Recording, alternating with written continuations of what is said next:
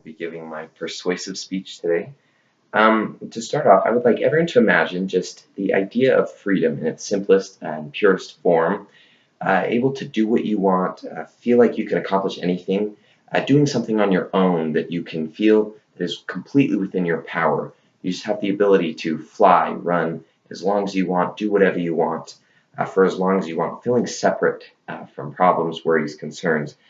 This to me is what true freedom feels like, and I always get this feeling when I run, when I compete in running. That's why I enjoy it so much.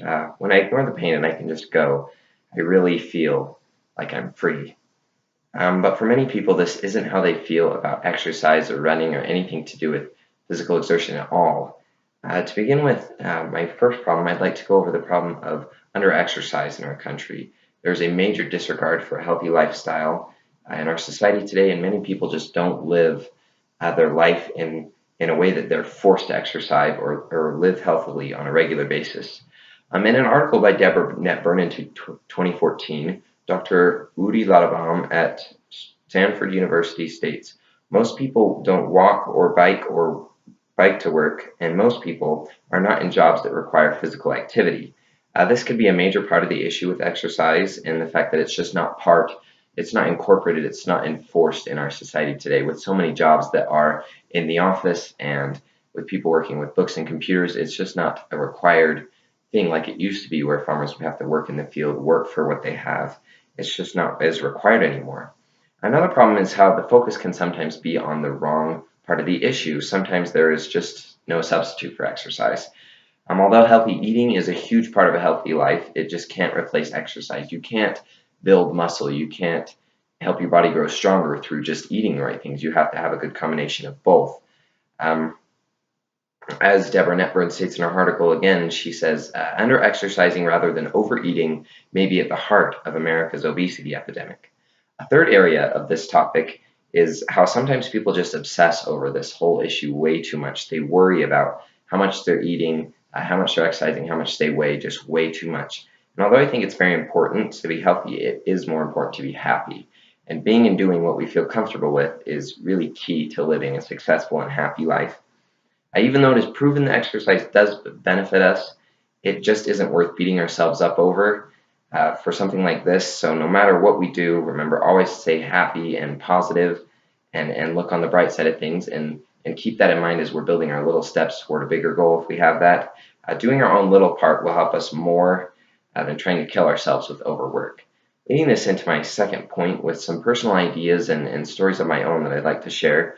Since I was 8 or 9, my dad would wake me and my brother up at about 5:30 in the morning on some mornings to go running with him. And honestly, there was nothing that I hated more. I would try to, sleep in a different part of the house or just avoid this at all costs because I hated running. We didn't even go that far. It wasn't like it was a huge ordeal, but I just hated the idea of waking up early and doing that.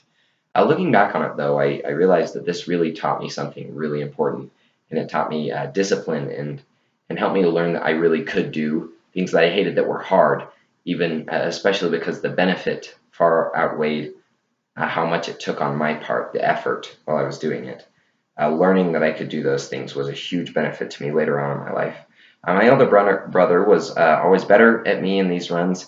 He was always faster, and although I was kind of jealous for a long time, I really started to look up to him and really appreciate how motivated he was. And I used that as an inspiration for me to help me to get better and use that for myself to see him as kind of an example.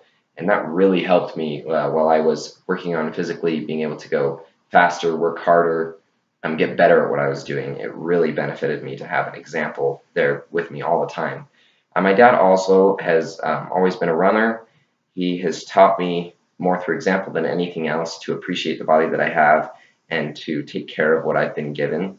That's always been a big part, especially with him being a doctor, is that he's taught us to take care of ourselves and really, really try to use our body in the best way that we can.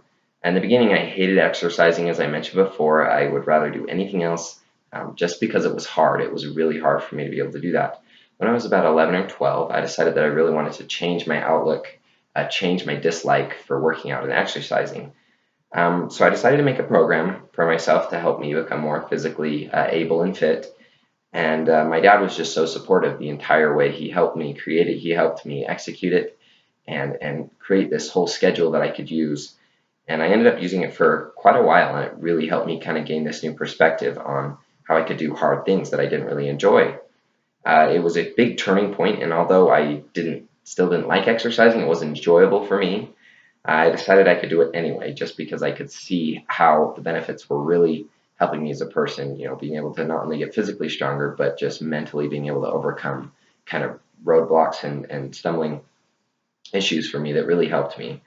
A few months later, farther on down the road, when I moved to Sanpete County, I discovered that at the high school there were a lot of my friends who did cross country. I decided to kind of try it out and see what would happen, see how it would go, and after dedicating myself to practice a lot, I found that I had some potential in this, which was a big surprise to me because I'd never been very fast before, I didn't have a lot of endurance at all. So after dedicating myself and working really hard, I was able to kind of get better and better, and over time I just started to enjoy it more. And it was really hard, especially at the beginning, to get used to that feeling of pushing myself so hard every day. But at times it still is really hard, but it's definitely helped me throughout my entire life in ways that I would never have thought that it could have helped me before.